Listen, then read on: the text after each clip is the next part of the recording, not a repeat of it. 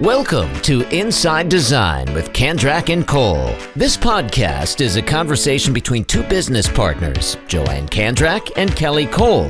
Join us for a lively conversation about all things interior design, from current projects, trade show experiences, worldwide travel, what's in, what's out, and all the challenges and wins they've had running their successful design business. Whether you're a seasoned interior designer, new to the industry, or a creative enthusiast, you will walk away with insightful information, newfound inspiration, and a smile on your face after listening to these two. And here they are, Joanne and Kelly. Hey everybody, thanks for tuning in. This is episode 195 of Inside Design with Kandrac and Kole. And today we are talking about the entrepreneurial journey with our guest, Jane Winchester, Paradis. So let us ask you a question. Have you ever been in a situation where you run in the same circles as a certain person and you may or may not have a girl crush on them, but you've never met? And that is the case with us and Jane until today. So we have been a longtime fan of Jane and her creative prowess as the maven behind her own jewelry brand, Jane Win. And so what we love is that, like Joanne and I, Jane left the corporate world to start her own company. And so as fellow entrepreneurs, we wanted to talk to Jane about that journey. And so we can kind of learn from each other and how we've become successful business women. So if you don't know Jane, I'm going to tell you a little bit about her. So she is an East Coast nomad, kind of like myself. And she was born in New England, raised in Georgia, attended boarding school in Massachusetts, went to college in Florida, and then started her career fashion in New York City. So she has experienced her incredible training by female bosses, which I think should be a podcast all into itself. Yes. I was thinking as I was writing this, like, we could all talk about that. It shaped a lot of women. So she learned from how to make product at Adrienne Vittadini to marketing and public relations at Calvin Klein and Barney's New York.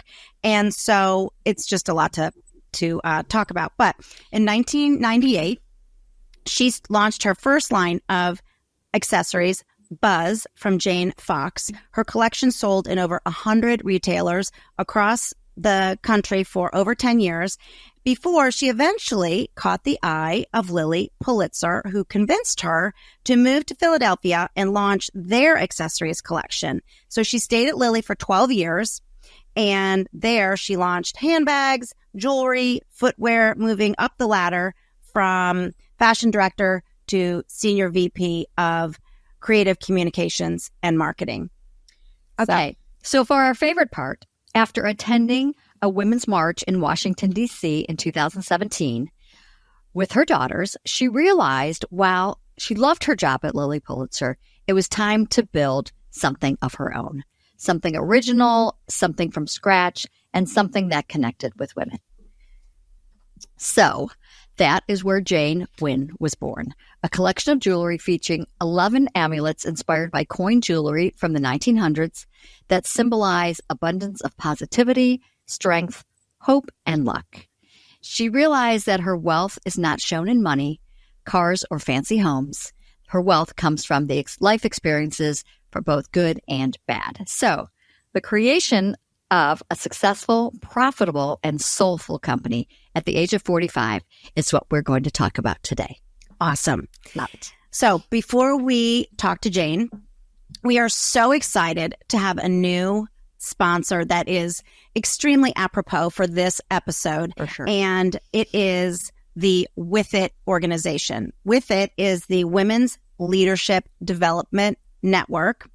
It is for women in the home and furnishings industry. The organization was founded as a not-for-profit dedicated to the belief that women should play a major role in the growth and future of the home and furniture industries. So 25 years later, here we are. They remain dedicated to connecting and educating women at all stages of their careers, from students to C-suite executives. Their programs and events are geared to bring professional development, comfortable networking, and connection building to women working in all segments of the home industry. So we want to bring your attention to a few things that are happening with it right now. They have just launched a mentoring matching program. So you can go onto their website, withit.org, and be matched with a mentor, which I think is so amazing. And who doesn't want to do that? Mark your calendars. Their big annual conference that they have every year is coming up in June. It is June 10th through the 12th, and it's in Greenville, South Carolina, where 175 women come from all over the country, and they have amazing speakers. So that will be one to attend. And then lastly, I just love this. They have at the conference, they're going to have a workshop designed for small business owners called Transforming Your Business with EOS, the Entrepreneurial Operating System. So it's the perfect workshop for the interior designer who feels out of control in her business or wants to implement a new system to help her grow. I mean, who hasn't been there, done that, wanted that? Yep. So I just love that opportunity. So check them out. Their membership is actually super duper reasonable. Withit.org. And thank you, ladies, so much for sponsoring this episode. I'm just thrilled with the collaboration with us as we talk to Jane. We're so excited to introduce you to Jane. Hi there, Jane. Hello. Thank you for having me. Finally, our paths have crossed. It's pretty amazing. And when you kept emailing with more connections that we had, I thought, well, this really is meant to be. Yep, absolutely. So, and I have to say, so we reach out to a lot of people. Most guests we've met in person because we're very particular about who we invite on. And we had never met you personally, but knew so many connections and have seen so much of you on social media that we knew you'd be a great guest. But I will say that Emily, who works for you, she was probably the nicest kind of responder that we've had of the marketing and PR people. She stayed with me. She was like, it's going to be great. But Jane's crazy busy. I'm trying to get in touch with her. Hold on. I'm going to come back to you. Like, she was just awesome. Yeah, she worked hard. She did. So glad to hear that. It doesn't actually surprise me. I mean, Emily's a good egg. We put so much time and energy as we grow into being with great people. That's what we do. Mm-hmm. It's one of our core values. We treat people with respect. We train and develop our team. So I'm so glad that is what you experienced. I'm sure we'll talk about that more as we get to the business. But I just wanted to shout out to her because that isn't always the case. So, yeah. Okay. So, Jane, we're dying to know what made you attend a women's march in D.C. with your girls all those years ago? And what was the real impetus after attending that march that helped you make this leap to leave the corporate world and start your own little gig? That is a big question, isn't it? Right? Well, we both have two girls, so we are very interested in. I think both of our sets of girls would like to go on a women's march as well. So, how did that happen? At the time, again, and you went through my history so nicely. Thank you. I was the senior vice president of marketing at Lilly Pulitzer, and I'd been there for 12 years, and I loved it. To say that I respect and adore that company is just such a giant understatement. They really made me who I am today.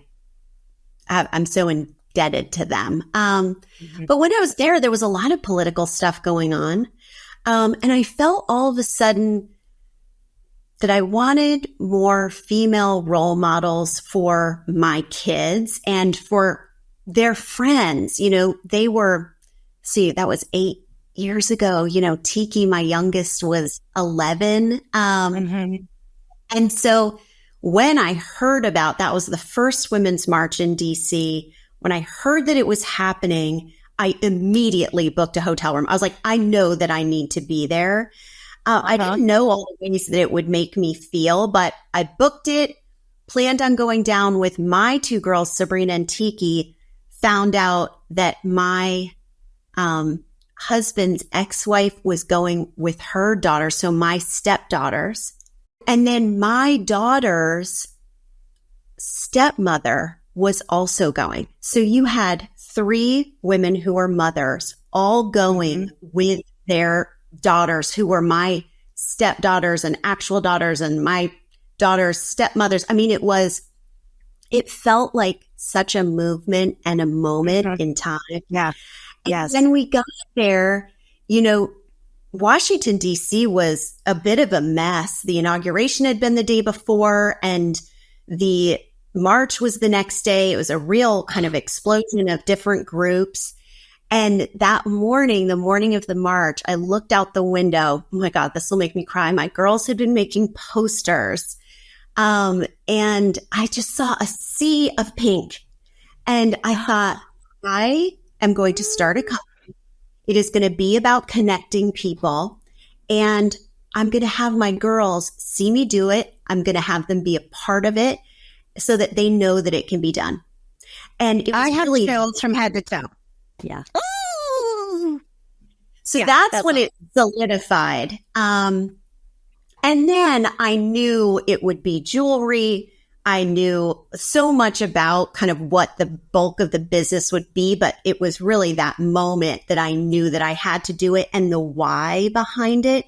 It was really so that my girls could see someone start something from scratch, because that is really hard. I had a business before. This would be the second business that I was starting. So that was really scary. My husband always said to me, you should start another business. And I was like, no way, man. I woke up in the middle of the night worrying about paying payroll. And I didn't know what I knew then. So at that point, I was 45. I'm now 51.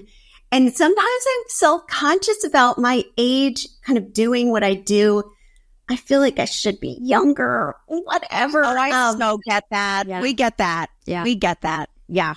But we have more wisdom as we get older. So We do. I mean, we both had big careers before we were designers. And I look back at my younger self and I can see the mistakes that I made just from sheer immaturity or lack of life experiences and how I would have dealt with them now.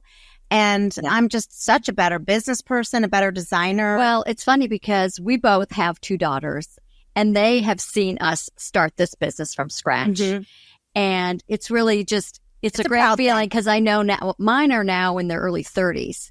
And my younger one, who's more of an entrepreneur, asks me questions all the time. And I know she's so proud. And she says that she's learned a lot from me. And it just happened naturally. Yeah. So when you decided to do this and starting from scratch was really important to you, what were kind of some of the top things that you established in the very beginning? Well, I started with core values for the company. So, and I had, again, learned so much. The president and CEO at Lilly Pulitzer were 2 gentlemen that went to Harvard Business School. It's funny, in your lead-in talking about women bosses, I actually think there's a whole podcast about helping men lead women to become bosses. And these guys, these gentlemen absolutely did that for me. So they saw that I had the potential to be a president and a CEO. But I really didn't understand the fundamentals of how to make a business profitable. So they worked with me throughout my time there on really developing a strategy. But they had started when they bought Lilly Pulitzer with the core values and then built the strategy and the goals. So I very much emulated what they did. So we started with our core values, which, I have framed in my office, especially as we grow. So we now have 10 full-time employees. We just moved into a larger showroom, which I adore. Those core values really matter. When I'm starting a business and I'm home alone, the core values are not as important because it's only me and but as we get bigger, making sure everybody kind of understands kind of really the values of the brand. I want to take a minute and read those. I was struck by them when I was researching for this show because I don't think that a lot of companies really invest time and soulfulness into establishing those core beliefs or a mission statement and the why. When they begin. So I'm going to read it to you because you've referenced it many times, and I want people to understand how important this is and how great yours are. So here we go. We make beautiful things that embody strength and positivity. We expect our designs to be passed from generation to generation with love. We are not afraid to be ourselves. We are happy, have fun, and celebrate a little irreverence. We are humble. We embrace individuality. We treat everyone, customers, employees, and vendors, with respect. We take the time to do things right. We run a modern, visionary business. We create and adapt innovative strategies to build a strong company that delivers a special experience to our consumer. We surpass expectations. We share. When the company succeeds, we share in our good fortune. And I just think that's a winner. Jane, that's like, I mean, if you don't subscribe to that, a lot in here. You do not need to apply, No. There's a lot in there. Yeah, even hearing you read it. So starting with we make beautiful things, that is obvious. But I do think in the fashion cycle, people are putting out collections every season. Slowing down and making sure that each piece that we put out is special and beautiful is extremely important. And it sounds so obvious, but I just wanted to make sure that we said first and foremost, we make beautiful things. I think kind of number 2 and 3, we're humble, we want to be ourselves, and we treat people with respect came from my world of fashion really before Lily, when, there were low people on the totem pole, and, there were people that only got coffee for people. And honestly, big companies, big department stores didn't pay their bills. Like, I just would never operate that way. I wanted to be very comfortable with who I am and treat everybody with respect. I wanted to make sure that we stay modern and kind of up on technology, which again, I mean, you just get swallowed if you don't. And then giving back, I think, is, something that people want to do, need to figure out how it fits within their company. For me, it is twofold. One, it's absolutely when we make our sales goals, we give back to kind of one of 2 charities that involve female education around the world. And we do that monthly, where it's the whole company knows we made our plan. Now we make the donation. It's very much tied to our culture. I love that. And then the other way that we give back is, we started with just me, and now we employ 10 full-time kind of plus another 4 part-time young men and women, and we train them on those core values and we pay their salaries. And I think that training and development is also a way that we give back to our community. Yes, absolutely. That's awesome. So you had these 2 Harvard-educated men who were really mentoring you, which I think is so interesting because personally, I did not have any men bosses in my corporate life that inspired me or that impressed me, quite honestly. I didn't either. It was the women that really I think about to this day. So I think that's really interesting. So you mentioned that they taught you how to have a profitable business. What was that lesson? So it's so interesting, but you touched on it in the intro. This is my second company. So when I started my first company when I was 27, it was accessories. I was working at Barney's, New York. It was so cool. And I saw, these other editors carrying LL Bean tote bags. And I thought, oh my gosh, I'm carrying an LL Bean tote bag. It costs $28. We all work at Barney's and Prada's on the main floor. I thought, I'm going to make a fancy tote bag that I'm going to sell for $300 at Barney's. And I, went door to door in New York City, found someone to make the bags. And because of my marketing background, all of a sudden we were in 100 stores. And this was before the internet. So there was no direct to consumer option. It was only wholesale. I did 1 million. That's amazing. Yeah. She used to be friends with Sarah Blakely. Oh, thank you. Yeah. So it was great, but I did not know how to run a business to make money. And I think there were a few kind of key things that put us at a disadvantage. You know, it was all wholesale, so we didn't have a chance for that direct to consumer margin. I was in an accessory business that had very high minimums. So each time I designed a piece, I had to make 600 of them. Yeah. And it was seasonal. So, you know, you'd have your fall collection and then, you know, the second spring hit, that fall collection was old. So I kind of got buried in inventory. So there are a few reasons why it didn't work. Now, in the end, it really did work for me because I was in all of these stores that carried Lilly Pulitzer as well. And that's what led them to call me. So it was all a part of the path. From their vantage point, I had a very successful business in that, you know, everybody was carrying the bags and it was in all of these great stores and we got a ton of press. I just wasn't making any money, so I couldn't continue the business. Right. So I went to Lilly, and that is really where they taught me about those margins and the inventory and how to create core product. And so that was the big game changer. Now I was there 12 years. So I really did, I feel like, go to the school of Lilly Pulitzer. And just 2 weeks ago, before we moved into this new showroom space, my old CEO, we took a 2-hour walk, just talking about business, talking about things that these crossroads that we were experiencing. So I think finding those mentors, you know, it's someone who wants to give to you. So it was just a great relationship from the beginning. Yeah. Really lucky that way. You got really lucky that way, but you took that luck and you did something with it. So that's always, really paying that forward for sure. Mm-hmm. Yeah. So question, do you personally create the new introductions? Because we are totally obsessed with that new Charleston cutout. Oh my God, that cutout pendant. Stop it right now. I can't. I have to have it. I have to admit, I'm really embarrassed. I don't own a piece of yours, Jane, but that will change. That's okay. I have 4. I'll give you some of mine. You can share. We can share.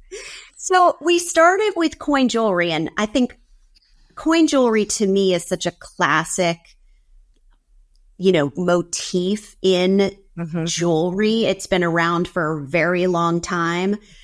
For me, it was really selfish. I wanted more design space. So each coin is double-sided. There's the design on one side and a word on the other. The word holds the meaning. Each coin comes with a card that talks about the meaning behind the piece. So when I launched 6 years ago, yes, absolutely. I designed every single coin. I wrote every word. It was all about that connection. Now we have a full-time designer. I still write every word. I feel like that the meaning behind the pieces and their reason to be is the heart of who we are. And yes, the designs are also awesome and fun, but people fall in love with the words. And sometimes they care so much about the word. It's not that they don't care at all what the design is, but that's almost secondary to kind of the meaning that piece holds for them. I have to say, my husband gave me the forever. Well, I've my mic's in the way, but here, there you go. Yes, that's the story duck. I have, and I'm seriously, he engraved the back with my initials, but the card made me cry. I mean, seriously. So I get what you're saying. The design is beautiful, but the card, the forever card, made me cry. Yep. So, and I totally see how this would be a total thing that you would hand down from generation to generation. Could you imagine, my great-great-grandchild saying, this is my great-great-grandmother's piece, and this is what it meant. I mean, so I totally see that, not just being a beautiful piece of jewelry, but the meaning behind it, and it's like very soulful. Exactly. Yes. What were you going to say about the forever one? Well, so 2 things. So forever is at this time of year when there are a lot of graduations, and then again when daughters are going off to college, the forever card says, forever find your way home to me. And these moms, and I have been in that place when my daughter was graduating from high school and then going off to school. I just thought, my heart is leaving. I can't I couldn't even wrap my brain around not having her, both of them with me all of the time. And so the moms read that card and they're like, my daughter has to have this piece with them. And the daughters on the other side think, I have a piece of home with me when they go. So to me, that is magic. And what it is doing is really celebrating kind of these milestone moments in our life. And jewelry always did that for me. I was telling a really funny story to someone. When I was a kid, my dad always bought me jewelry. And it was a lot of Tiffany's. So wasn't I lucky? But I could never tell my left from right. And when I got my driver's license, I came home and there was a blue box and I opened it and he had a bangle, a gold bangle engraved with the word left. So then I could wear it on my left hand. That's awesome. That's awesome. Think of that, passing that down. I mean, the fun. So the serious, I'm wearing the peace coin that helps you remember someone or something that you've lost. Very serious. But then there's also the fun side of jewelry where you can have kind of a silly moment that you recognize with a piece of jewelry. I have a gold bracelet that is from Tiffany's that my mother's grandparents, so my great grandmother, gave to my mom on her 16th birthday. And I mean, I will have that for the rest of my life and I will hand that down. So yeah, I do think it's a milestone. It's a milestone thing. And I feel like I literally have been obsessed with jewelry since I was a little girl. And Joanne and I are huge accessory crazy women, but there's a lot of junk out there. I have to say, there's a lot of costume jewelry. There's a lot of junk. I mean, we're all in for the fun stuff, but as a gift, I really get a kick out of the more meaningful stuff. And so I've given yours to my daughters, my nieces, my best friend. And I'm your best friend. I'm sorry. I know I haven't given one yet, but the Charleston cutout pendant might be coming your way. Who knows? Yeah. She's gotten me many beautiful gifts. Yes. So but let me to upper game. Yeah. Okay. Jane, I'll call you later. So I need to know, you have embraced social media. Oh. Like nobody I have ever seen. Every single time I open up my Facebook, there's your cute little smile showing something, and your clothes are awesome. And I'm thinking, everybody's all about Instagram, and you guys are about Instagram too, but I see you a lot on Facebook, and I feel like that's not always the case with a lot of companies, right? I have to say, sometimes when you see something over and over, you're like, oh my God. But I don't ever feel that way with yours because you're always showing something different. And it's just, it's classy. Yeah, it seems like it does pop up a lot, but I don't go, oh, there that is again. I'm always looking. Yeah. So that's a good thing. So tell us about what social media has done for your business and why you embrace it like you do. Oh my gosh, that's such a loaded question because I get so self-conscious sometimes. I think my mode of operation is not really worrying about it. I make the videos. I make them in the morning. I come into our showroom and I make a video before anyone gets here. So I'm just in the office by myself. The second I have to do it in front of anybody else, I do get I get more awkward. And we do too. Like trunk shows, people say, make a video. And I'm like, oh, and then all of a sudden I'm, weirdo. But I think for me, I like to talk to people. I like to tell them about the jewelry. So it comes so naturally just to pop my phone in the stand and I hold up the latest piece of jewelry that we have. And I make a video every morning on the weekdays. Sometimes if I'm wearing my hair in a ponytail or I didn't wash my hair, I skip that day. But usually I just am very authentic to kind of who I am and talking about what we're doing. From the beginning, it was a part of our company strategy to be digitally native. So everything that we did was going to be direct to consumer. So the sales through our website, our business is 90% direct to consumer and only 10% wholesale. So there we're talking directly with her. Our email list, we spend so much time and energy, and that's your friend Emily, on building the email list so that we can send notes directly to her. And then social media, and then the digital advertising side of things. I think some of what you're seeing is the content that I just post in the morning, and that's on our stories. But then sometimes we pull those and turn them into ads. And what we've seen is those ads of me talking or of Emily talking really perform better sometimes than just a model shot. So, oh my gosh, is that our TikTok? TikTok we haven't quite cracked, but I will say all things Meta, so Facebook and Instagram, we can really see those results. They drive people to the site. We focus usually our ads on people who have not purchased with the brand before. And to me, it's just such a basic part of us telling the story of what we're all about. I do think that even though I follow you personally and company and blah, blah, blah, I want to say that most of the ones that pop up are the sponsored ones. Yeah. So they're working. And you know what?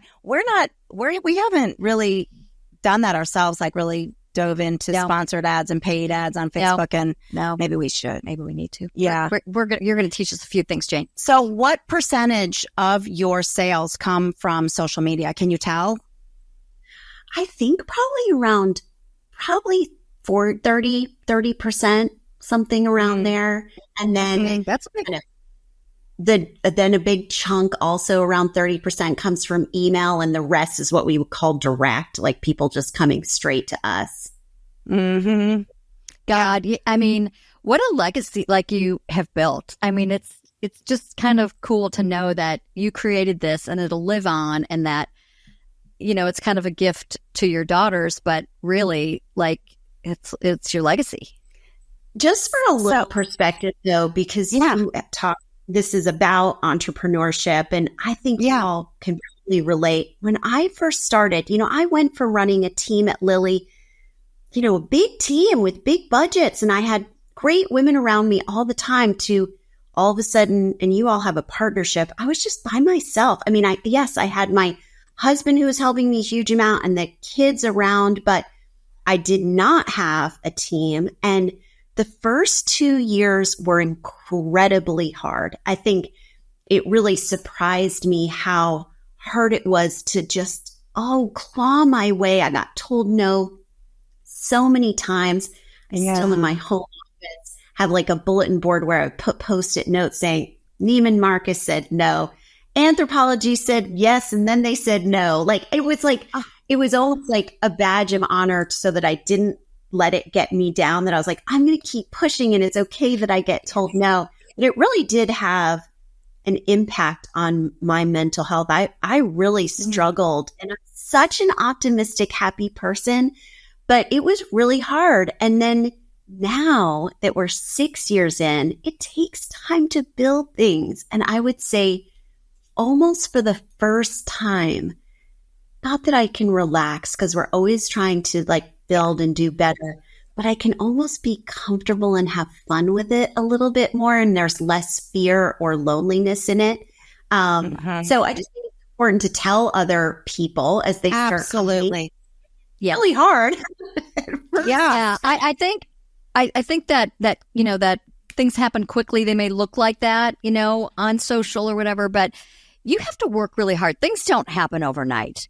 You have to struggle, and that's how you're going to get there, and that's how you're going to appreciate it. So, I think it's really good for people to hear that. Absolutely. I love that you mentioned that. I mean, we're 19 years in, and it wasn't but a few years ago that we said to our team, we're going to cut hours for the next month. Can you hang with us for a little bit? And it was a bump, and we got through it. And that was, I don't know, 15, 16 years in. So, it's still, there's the, I mean, it is what it is. It's the journey. And to handle that with grace, I think, I look back when I got divorced, my mantra was, I want to look back and think I handled this like a lady with grace. And so I think about that with the business as well, kind of the bumps, I think, or if things aren't going my way or I don't know, even grumpy, I kind of pull myself together and say, handle this well so that you look back and you're proud of how you went through that time. Because sometimes it's kind of easy, especially in this weird world, to get like spiraled into like a negative space. And you have to fight that. I mean, I look back on my first career in property management, and if I had left that career with a bad attitude and pissing people off, and we wouldn't have the multifamily business that we do today. But I did leave with grace, and I maintained friendships that were hard to keep in touch because my feelings were so hurt, and it was a sad departure from that career. But now it has reaped beautiful blessings. And so that's another great point you make. Yeah. People watch. I mean, your employees are seeing you. They're looking to see how you handle things. And the fact that you really you have to make yourself think about it, how you're going to handle it, I think is really, really smart. You're very impressive, Jane. Oh, thank you for saying that. So are you all. This is fun. I love it. Yeah. I've done a few interviews and podcasts, and sometimes I get asked the same questions. I have not gotten the same questions here. It's so fun to kind of talk about. Yeah. Good. Well, that's good. I'm proud of us for that. Yeah. So we're going to wrap up, but I want to know, I know you guys just moved into a new shop, and that was huge. And so what's next? I mean, you've done a lot in 7 years. I know the first 2 years were really hard and bumpy, but I mean, you've really done amazing for 7 years. So what do you see for the future? So, I mean, moving into this new showroom space was a pretty big deal for us. So we were in 1,000 square feet. We're now in 3,000 square feet. We kind of could build it out the way we wanted it. So that was a really big step. And I almost need to grow to it a little bit. Yeah. We saw this kind of bump of growth. And with that, we hired more employees. We've moved into the space. So I kind of want to this is just me personally. Yeah. Settle in and make sure I kind of realign with our strategy and just kind of get my ducks in a row a little bit. Uh-huh. Now, from a product perspective, which is the best part, we launch new product every week. Sometimes twice. Amazing. I see the designs and I'm like, how? Yeah. How are they doing this? Now I could design and play with product. I could launch new product every day if you said. My God. So pretty. 365 pieces. I would say, let's do it. I mean, the ideas flow all the time. So that is kind of no problem. The creativity side of things, I'm raring to go. I will say, kind of coming up each month kind of has a theme to it. So in June, we launch our Evil Eyes, which are very, very popular. And we have some new styles there, which is so fun. But then in July, we kind of dabbled with some sea life. But this July, we've got real shells that we have cast with gold. I mean, they're just very, very special. So I think that's what I'm most excited about from a product perspective. Of course, those all tie back to the coins and the words that go along with the coins. So the shells are a part of our strong collection. We have an inspiration coin that we launch every summer. We kind of bring things in and back, like they go away and then they come back. So we've got some favorites coming back. We just have great, that's the best part. We just got jewelry and honestly necklaces. We really don't even make other categories, but we are playing with some very pretty bracelets coming up. Yeah.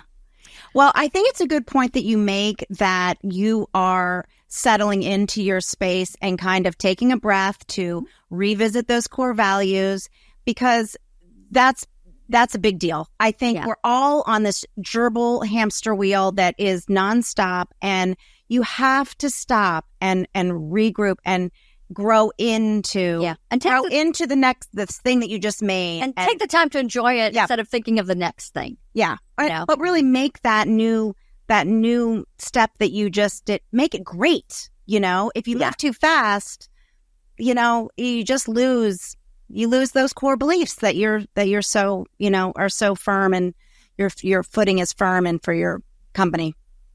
It's so funny. I see you showing a video right now. So this summer, I have my daughter Tiki and my daughter Sabrina working at Jane Wynn.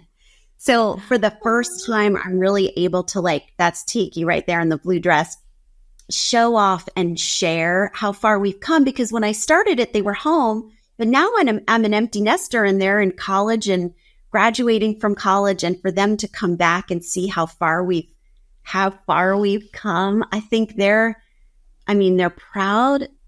I think they're actually pretty blown away.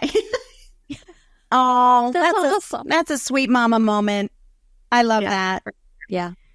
All right. Well, we are going to jump into our quotes before we say goodbye, but it's just been inspirational and amazing. And I could keep talking forever about all the lessons we've learned over the years about being female entrepreneurs. So, you never know. We might call you for part 2. So this is what call me. Thank you for having me. I don't know. This is episode 190 something. It might be in our top 5 favorites. Yes, I can see that being. All right. So hold on for us. Let's see. I'll do the funny one because it's been me a couple times. Okay. Drunk girls in bathrooms are the most empowering and supportive people on the planet, and we should all be more like drunk girls in bathrooms. It's so true.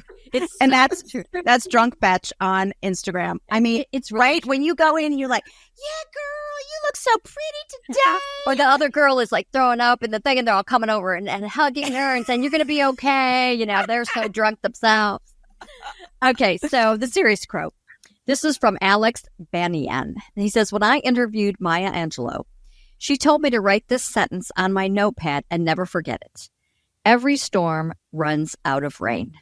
I still think of that line to this day. So true. Right. I am going to write that on my bulletin board that I look at every day. Yeah. All storms run out of rain. Yeah. Hello. Mm-hmm. So good. Yeah. So good. Yeah. So we have to make a shout out to With It. And right before this, we were trying to figure out, I knew that With It stood for something, but I couldn't remember. And then we found out. So With It stands for Women in the Home Industries Today. And that was crafted by the founder, Kim Ray. So they are a great organization. You might want to think about attending that June conference that they're having. Mm-hmm. And they will also have several events at High Point in the fall. So we can all, attend those, and that'll be fun. So we really appreciate that. And Jane, thank you so much we know you have such a busy schedule, and it was just really a pleasure to have you. Yes. Go to janewave.com, everybody, and check her out. Yes. Yeah. Thanks for listening, everybody. Thanks. Join Joanne and Kelly for a new episode every other Friday as they continue to explore the nuances of the interior design business with the goal of informing, inspiring, and entertaining their listeners. See their work at Kandrac-Kole.com and engage with them on Facebook and Instagram at Kandrac Kole.